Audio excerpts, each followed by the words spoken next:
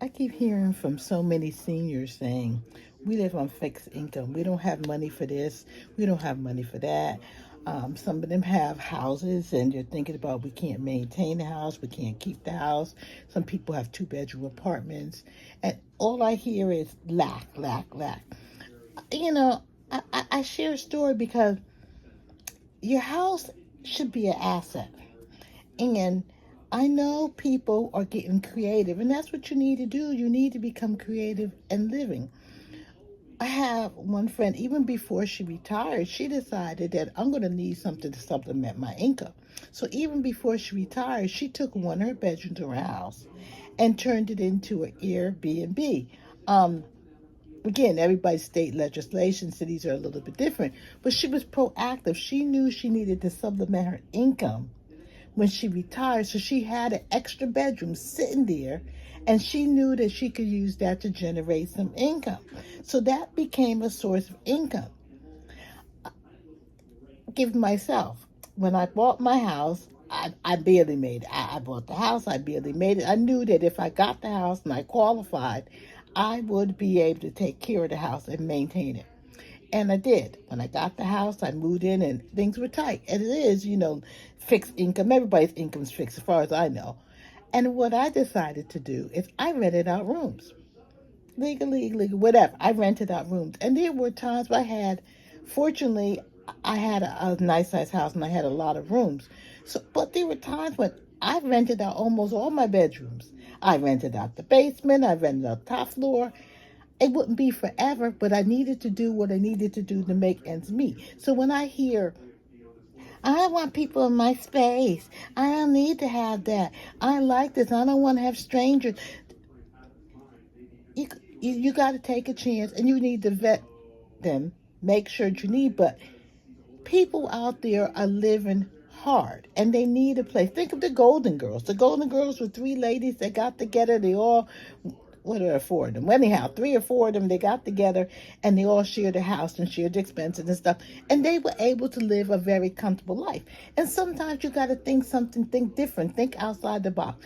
Not only that, when you have at least somebody in there, somebody looks after you, something happens to you, sometimes to get you companionship, sometimes people rent to students. It's something. But to say, I don't need anybody, I got all this space, I don't want anybody in my space, I don't know. To me, an extra room, again, depending upon what city you live in, where you live in, $500, $700,000. Hey, I'm in the Washington, D.C. area. A room is a very expensive room, especially if it has amenities and everything else.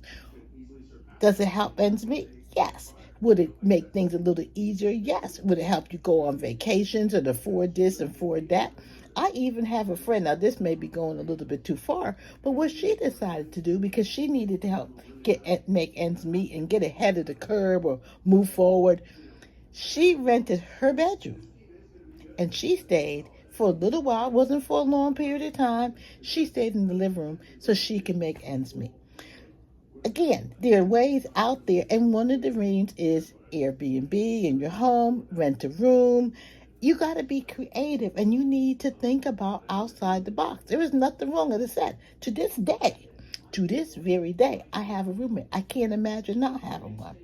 Together we win. Together everybody is a team. Together each achieves more. It is if you do it right and you vet the right people. It's not just bringing strangers into your house because they say, "Oh, pity party." You got to do some research. But why not? Think outside the box. Why not? Go ahead and do it. It gives you some extra income. I said, my friend said that was one of the best things she ever did was turning her house, at least one of the rooms of her house, into an Airbnb before she retires. And now she has consistent income. She chooses who she wants to rent to, how she's doing it. But that's a good idea. Don't sit there and think, wait until time comes and then you have crisis. What am I going to do? You know about what you're going to get in Social Security. If you don't know, the research is out there. You know about what it costs to live. We know food's going up. Everything's going up but your money. So you got to think creative.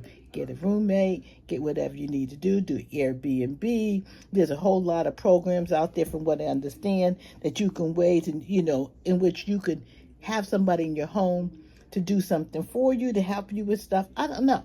I think it's a great experience. It's a great way to make money, and try it out. Again, it's best if you know the person, if somebody you know, not just a stranger off the street. But I know, again, I digress a little bit, but I remember when my grandmother used to always say, don't buy a one family house, buy a two family house, because you always have somebody paying your rent. Just to think about. But how many people are buying two family or multi-family? We want big, lots of space spread out. Something to think about. Maybe you need to move into a two-family house. Sell your one-family house, buy a two-family house. You need to think creative, because there's money out there and there's people who need it. So just throwing it out there. Consider a roommate. Consider Airbnb. There's ways in which you can still stay in your home, love your home, be practical, and still make a little bit of money on the side for what we call our lotions and creams. So please like and follow.